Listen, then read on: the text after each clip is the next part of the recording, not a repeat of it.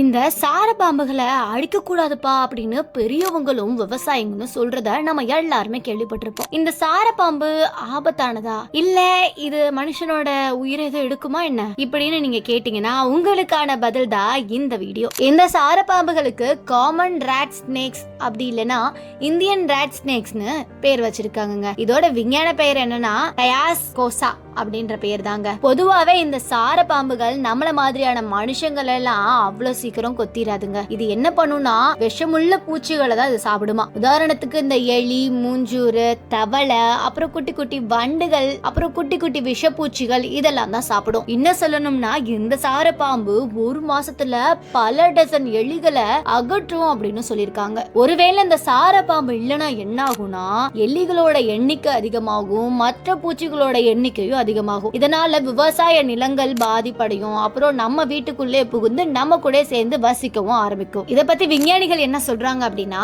சார பாம்புகளுக்கு விஷம்லாம் இல்லங்க, அது விஷமற்றவை. அது மட்டும் இல்லாம இது சாதாரணமா எந்த ஒரு மனிதர்களையும் தாக்குறது கிடையாதுன்னு சொல்லியிருக்காங்க. அப்படியே ஒருவேளை மனிதர்கள் அது கொத்துனாலும் அது கொத்துன இடம் காயமா தான் இருக்கும் அப்படின்னு சொல்றாங்க.